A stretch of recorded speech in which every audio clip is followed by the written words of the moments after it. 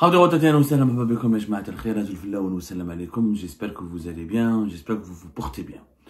La crise algéro-française, elle a un impact économique. La crise entre l'Algérie et la France, ce n'est plus une crise, on peut parler de conflit qui était diplomatique et géopolitique et politique, et qui a commencé avec la reconnaissance, le pas entamé par la France en faveur du Maroc, en reconnaissant la souveraineté du Maroc sur le Sahara occidental.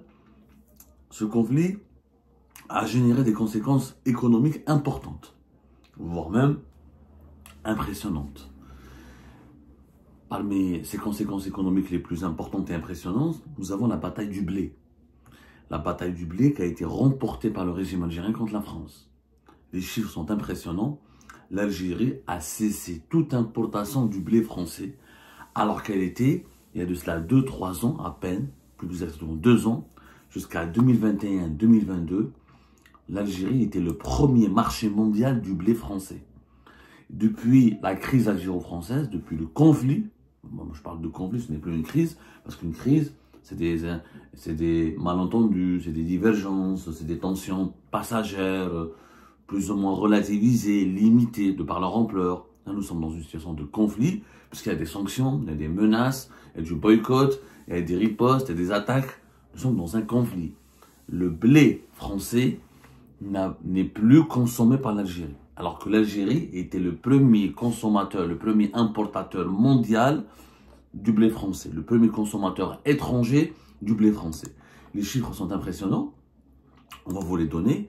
Des organismes, des cabinets de conseil, des organismes publics spécialisés dans les industries agroalimentaires et tout ce qui est gestion des filières agricoles françaises ont publié des chiffres qui font tout simplement froid dans le dos, puisqu'en 2017, par exemple, le blé, l'Algérie, le volume des exportations, l'Algérie représentait 53% des volumes d'exportation du blé français à travers le monde.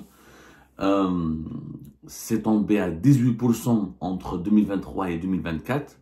Et depuis octobre 2024, il n'y a plus aucune céréale, aucun grain de blé, pas le moindre kilogramme de blé français qui a été importé ou l'a autorisé à l'importation par l'Algérie. Je veux dire, j'insiste et je dis, il n'y en a plus aucun. Ça a commencé depuis octobre 2024. La dernière cargaison qui a été exportée depuis la France vers l'Algérie, c'était en juillet 2024. 31 500 tonnes de blé français. Juste à partir du fin juillet, quand la France a décidé de reconnaître la souveraineté du Maroc sur le Sahara occidental, eh ben, le boycott a été imposé par l'Algérie. Ce boycott qui est devenu effectif à partir du mois d'octobre 2024. On en a parlé à Algérie Part, rappelez-vous. On était les premiers à avoir annoncé le boycott des produits français par l'Algérie, notamment du blé. L'article du 4 octobre 2024 sur Algérie Part, blocus informel sur les importations françaises, une ombre sur l'économie algérienne et un manque de courage politique, parce que c'était un blocage informel, il n'a jamais été assumé publiquement. Ça a commencé début du mois d'octobre. On a expliqué que tous les produits agroalimentaires, notamment les céréales made in France, ont été boycottés. L'Algérie ne veut plus, comment dirais-je, acheter du produit français, notamment des produits agricoles. Le boycott a commencé vis-à-vis des produits agricoles et des produits agroalimentaires, notamment les céréales. Des instructions verbales ont été communiquées aux banques algériennes pour empêcher toutes les opérations d'importation, pour les bloquer, toutes les opérations d'importation depuis la France. Ça n'a jamais été assumé par le régime algérien, puisqu'en novembre, début novembre 2024, vers le 11-10 novembre 2024, il y a même un communiqué du gouvernement algérien, du Premier ministère, qui dit que c'est pas vrai, qu'il n'y a pas eu de décision officielle, que l'Algérie ne boycotte pas les produits français, etc. Début octobre, 13 octobre 2024, on a parlé, nous, le 9 octobre 2024, on a parlé comment l'Algérie a lancé le boycott du blé français. On a été le premier. Ensuite, Reuters a confirmé cette information, la grande agence de presse internationale Reuters a confirmé cette information le 9 octobre 2024. Et à l'époque, l'OIC, l'Office algérien interprofessionnel des céréales, le seul qui peut importer depuis 2022 les céréales, depuis 2021, il y a une exclusivité, un monopole de l'importation des céréales et des légumes secs et durs comme et du riz, ensuite qui a été rajouté en 2023. De 2021, déjà, l'OIC, l'organisme gouvernemental algérien, est le seul à pouvoir importer du blé et des céréales. Lui, il a nié au cours du mois d'octobre. Non, c'est pas vrai, nous n'avons pas exclu des fournisseurs, nous avons juste changé, nous avons juste augmenté le nombre de fournisseurs. Auparavant, il y avait 22 fournisseurs, l'Algérie maintenant a 32 fournisseurs de blé, et elle a changé les spécificités de ses cahiers de charges pour permettre de l'importation du blé russe, notamment, et des blés qui viennent d'autres pays européens, comme l'Allemagne ou les pays baltiques. Mais en réalité, c'est toujours été informel, mais le boycott est là. La preuve, les chiffres sont... ça a été communiqué par les spécialistes et les acteurs de la filière de la production des céréales en France. Depuis fin juillet 2024, l'Algérie n'a pas importé 1 kg, pas 1 kg de blé français. C'est beaucoup de pertes pour la France, pour une raison simple. Alors, il faut savoir qu'au niveau mondial, les principaux importateurs de blé sont d'abord l'Égypte. Entre 2022 et 2023, l'Égypte a importé presque 12 millions de tonnes. L'Indonésie, c'est la deuxième position. L'Indonésie a importé entre 2022 et 2023 10 millions, presque 11 millions de tonnes.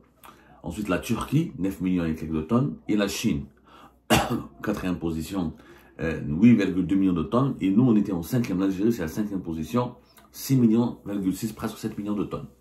Ça, c'est la saison. Les saisons, parce que pour calculer, il faut savoir, c'est pas comme le pétrole et le gaz. On parle de saison pour les blés, pour les céréales et certains produits, matières premières agricoles, puisque elles sont produites selon des conditions météorologiques et des saisons. Leur exportation, leur commercialisation sur les marchés mondiaux obéit à un agenda bien précis. On n'achète pas, c'est pas comme le pétrole et le gaz, on peut l'acheter à n'importe quel moment. Donc, l'Algérie on parle de blé, on toujours par le blé dur. Le blé dur, l'Algérie n'a jamais été un grand importateur parce qu'on produit le blé dur. On est à 80, on a toujours été entre 80 et 90% de la satisfaction des besoins nationaux. Mais on est un grand dépendant, pratiquement 70% de notre blé tendre, jusqu'à même 80% il est importé, pour une raison simple, c'est qu'on n'arrive pas à produire ce blé tendre en Algérie. Le blé tendre, c'est ce qu'on utilise, encore une fois, pour les baguettes, pour le pain notamment, surtout pour le pain, c'est la matière première numéro 1 pour la farine, etc., pour les consommations quotidiennes de la population algérienne. Il faut savoir, un chiffre quand même qui parle de lui-même, l'Algérie en 2021 était le premier marché du blé français. 25% des exportations françaises à travers le monde. Le deuxième pays, c'était la Chine, 23%. Ensuite, le Maroc, 14%. L'Algérie était le premier marché, le premier client historique du blé français. Aujourd'hui, tout cela s'est effondré.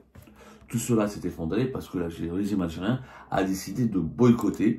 Et il y a une inquiétude ensuite du côté français pour une raison qu'on peut comprendre. C'est des milliards de pertes pour la France. C'est vraiment beaucoup d'argent de pertes. Il faut savoir que la France, déjà, elle est concurrencée, elle est exposée déjà à la concurrence du blé ukrainien, qui a été détaxé, que beaucoup plus de l'Union européenne l'achète, et qui est beaucoup moins cher que le blé français, et qui est aussi excellent et aussi recherché que le blé français. Il faut savoir que les exportations françaises sont en train de reculer d'une année à une autre, notamment pour l'année 2024. La France, habituellement, elle exportait entre 15 et 16 millions de tonnes habituellement. L'Association générale des producteurs de blé en France parle cette année 2024 de 9,7 millions de tonnes d'exportation française. Donc c'est une chute importante. Et qui dit une chute importante, ça veut dire que faut savoir par exemple qu'en 2022, la France a gagné 11 milliards d'euros de recettes d'exportation grâce à ces exportations de blé. Et l'année suivante, en 2023, la France s'est descendu à 6,6 milliards et demi. Ça, c'était en 2023. En 2024, la France va perdre encore plus. On s'attend à un chiffre en plus bas que 5 milliards d'euros. Ça veut dire que la France, en 2 ans, elle a perdu plus de 50% de ses recettes de devises au niveau des exportations des céréales. Et comme l'Algérie représentait donc 25% de ses exportations à l'étranger, on peut évaluer les pertes rien que pour le marché algérien, calculer, c'est-à-dire la moitié des pertes, on peut dire la moitié ou le quart, on va dire, entre la moitié et le quart de ces pertes d'argent pour la France a été provoquée par l'Algérie. On peut, quand même 1,5 milliard jusqu'à 2 milliards d'euros de pertes pour la France sur le marché algérien. c'est quand même, c'est des estimations bien sûr, parce que du côté algérien, il n'y a pas de transparence. Il n'y a pas de transparence, il y a plus de... Depuis 2020, les douanes algériennes ne publient pas le fameux document qui retrace toutes les opérations de commerce extérieur du pays. Habituellement, on avait jusqu'à 2020, l'Algérie, l'État algérien, grâce à la Direction générale des douanes algériennes, on publiait un document de plusieurs dizaines de pages, de presque 100 pages, dans lequel on avait tout ce que l'Algérie achetait et exportait à l'étranger. On ne l'a plus, donc on ne sait pas combien de céréales, combien de tonnes, combien les pays fournisseurs. On a une opacité totale. Le régime Tebboune a imposé, comme je le rappelle à chaque fois, une opacité sur 2 secteurs clés. Les chiffres du chômage. On ne sait pas combien de chômeurs on a exactement. Depuis l'instauration de cette fameuse allocation de chômage en 2022, ça a explosé le chômage. Mais on n'en parle plus. On n'a pas de chiffres officiels, pas de transparence. Et les exportations du pays, il n'y a plus de transparence parce que ce fameux document cadre stratégie des douanes algériennes qui nous dit les pays qui nous sont nos fournisseurs, qui sont nos clients et combien d'argent entre et sort du pays, et ben ce document est aussi censuré et personne ne l'a publié au niveau de la Direction générale des douanes. En tout cas, l'instance qui est chargée de le publier, elle ne le fait plus depuis 2020. On a l'Office national des statistiques qui publie de temps à autre des chiffres de commerce extérieur, mais il ne donne pas des détails où c'est poussé, où c'est approfondi, comme le font les douanes algériennes. C'est leur métier, le commerce extérieur, le contrôle et la surveillance du commerce extérieur, c'est leur métier. Donc, Madame Benneche, on ne sait pas quel est l'impact sur l'Algérie, comment l'Algérie a fait pour remplacer le blé français. Certainement, c'est le blé russe, mais combien est-ce que le blé russe nous coûte moins cher que le blé français? Est-ce qu'au niveau de son transport, de sa logistique, est-ce qu'on est gagnant? Est-ce que l'Algérie a gagné de l'argent en boycottant le blé français au profit du blé russe? Ça, on n'a aucune idée. On est dans pleine opacité. Il y a des experts qui disent oui, non, non. Mais comme il n'y a pas de document, comme il n'y a pas de documentation sérieuse dans ce domaine, on s'interroge. S'il n'y a pas eu de gain sur le plan économique, il y a eu un gain sur le plan politique. Parce que le régime algérien, encore une fois, a infligé une défaite importante à la France en ce qui concerne son commerce extérieur des céréales et du blé. Et l'Algérie, qui était donc un marché stratégique, est aujourd'hui totalement fermée et verrouillée au blé français. Ce qui explique, ce qui démontre, donc d'abord, ça démontre que le régime algérien a adopté une politique anti-française. Il ne l'a jamais assumé formellement. Donc il n'a jamais eu le courage de dire la France a reconnu la souveraineté du Maroc sur le Sahara occidental. Ce n'est plus notre ami, ce n'est plus notre allié, ce n'est plus notre partenaire. On va boycotter les produits français.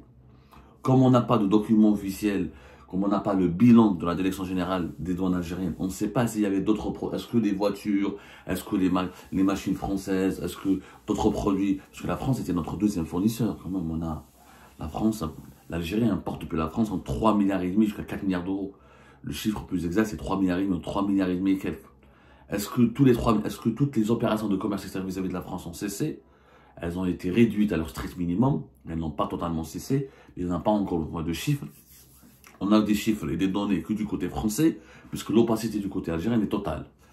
Donc l'arme économique a fonctionné et ça prouve que, pour que le régime algérien il considère la France comme son adversaire. Mais il ne l'assume pas. Malgré les démontés de novembre 2024, depuis fin juillet 2024, à cause du Maroc, la France, l'Algérie, le régime algérien traite la France comme un adversaire. Et le symbole de cette adversité, c'est l'arme économique, c'est le boycott économique. C'est exactement ce que nous avons fait avec l'Espagne en mars, entre juin 2022 et fin de l'année 2023. Jusqu'à aujourd'hui encore, les opérations de commerce extérieur avec l'Espagne n'ont pas été rétablies à 100%. Maintenant, avec l'Espagne, on a vu qu'il y a eu un impact direct sur l'inflation.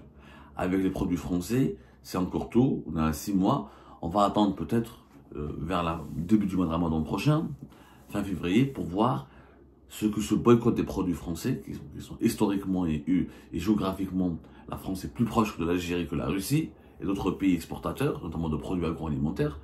On verra après l'impact sur la hausse des prix. Parce que quand tu changes ton deuxième client aussi brutalement en quelques mois, tu vas importer à des coûts plus élevés. Franchement, je vois mal comment on va importer des produits agroalimentaires du Brésil ou de la Russie ou d'autres pays à des prix plus compétitifs que les produits français. Alors que nous avons quand même une proximité importante avec la France et que nous avons des habitudes commerciales et des traditions commerciales avec notre partenaire français.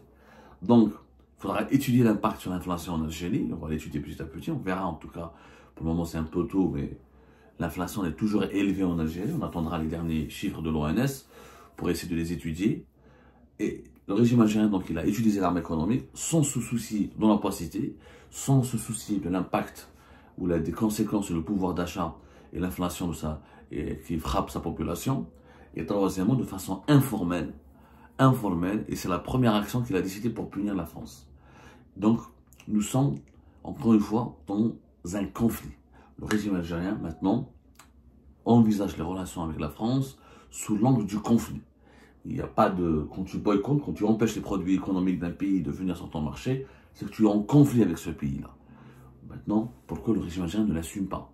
On attaque la France sur le point historique, on parle de la colonisation, du colonialisme, mais là on attaque les entreprises françaises. Là on attaque les fournisseurs français. Il faudra l'assumer et nous dire ensuite, est-ce que ça a été efficace pour notre pays? Là je ne défends pas la France, hein. La France elle a ses défenseurs, là, je m'en fous en réalité. Moi je m'inquiète pour mon pays, je m'inquiète pour l'inflation, pour la pénurie des produits pour mes compatriotes, et aussi pour l'économie algérienne. Est-ce qu'on est gagnant? Réellement, est-ce qu'on est gagnant en écartant, mettant à l'écart la France pour privilégier d'autres fournisseurs? Si on me montre les chiffres qu'on est gagnant, moi j'applaudis, oh, c'est pas grave. Maintenant, j'ai du mal à y croire que des produits qui viennent de plus loin et pour lesquels nous n'avons pas, avec lesquels nous n'avons pas d'habitude commerciale, nous n'avons pas déjà des contrats établis, nous ne connaissons pas très bien leurs fournisseurs, j'ai du mal à y croire qu'ils seront moins coûteux que les produits qui viennent de France. Sachant que si on continue à boycotter les produits français comme on a boycotté les produits espagnols, c'est que l'Union européenne et les pays européens qui seront solidaires avec la France et l'Espagne pourront aussi boycotter les produits algériens. Est-ce que nous, les dates, le peu qu'on importe, le peu qu'on exporte, mais à part le pétrole et le gaz, est-ce qu'on peut exporter le peu qu'on exporte vers d'autres pays qui sont par exemple la Chine ou la Russie ou les pays de Baltique, le Brésil, etc. J'ai du mal à y croire. On regarde la communauté algérienne importante qui est en France. Pour les produits traditionnels agroalimentaires ou algériens, c'est le marché français et le premier marché, le plus important pour la filiale algérienne quand on veut développer par exemple l'exportation de l'huile d'olive, des boissons gazeuses, des dattes algériennes, des gâteaux algériens, etc. Mais si, c'est-à-dire que les Algériens s'étonnent qu'on on a tous été choqués, on a en France tous, beaucoup d'Algériens en France ont été choqués lorsque la France a interdit l'importation depuis l'Algérie de la pâte à tartiner de Morgen, qui a fait un buzz énorme sur les réseaux sociaux. Mais ils ne comprennent pas que l'Algérie, c'est elle qui a lancé la première fois l'arme du boycott. Donc, il ne faut pas s'étonner que des produits algériens soient censurés, interdits de France, puisque le régime algérien lui-même est en train d'interdire et de bloquer les produits français qui avaient l'habitude d'entrer sur le marché algérien. C'est un impact aussi pour les exportations hors hydrocarbures de l'Algérie, qui, rappelle encore une fois, la France, au regard de sa proximité géographique, humaine, et de nos relations historiques et économiques, économiquement historiques, et nos relations économiques qui sont historiques, c'est notre marché traditionnel. On n'est pas, quand on veut exporter, on s'intéresse d'abord aux pays les plus proches, parce qu'on maîtrise les coûts de la logistique, et on a des consommateurs qui sont déjà prêts, qui connaissent nos produits. Le marché français est très important. Maintenant, on s'est disputé avec la France, mais on ne se dispute pas, on est en conflit avec la France. Quelle est l'addition économique? Comme il y a beaucoup d'opacité, on va essayer de creuser ce sujet pour trouver des chiffres plus ou moins exacts. Et d'ici là, l'inquiétude, elle est légitime. Et on a l'impression, cette politisation, c'est pas une impression, c'est une vérité. Cette politisation de l'économie, de la gestion des affaires économiques dans notre pays, elle est dangereuse et elle va mener notre pays dans une impasse, l'impasse du sous-développement, la chute des investissements. Parce que moi, les Russes, ok, j'achète du blé russe, mais est-ce que les Russes investissent en Algérie? Moi, je ne connais pas beaucoup d'entreprises russes qui venaient investir en Algérie. Par contre, Renault, Peugeot voulaient faire des usines, voulaient créer des emplois. Les marques françaises voulaient investir en Algérie. Moi, je ne connais aucune marque russe. Les Chinois, ils viennent, quand ils prennent des marchés en Algérie, ils ne créent pas des emplois. Ils ramènent leurs propres ouvriers. Donc moi, je privilégie les produits autres que français, mais les pays de ces produits-là ne viennent pas investir chez moi. Ils n'ont même pas envie d'investir chez moi, ils ne créent même pas d'emplois chez moi.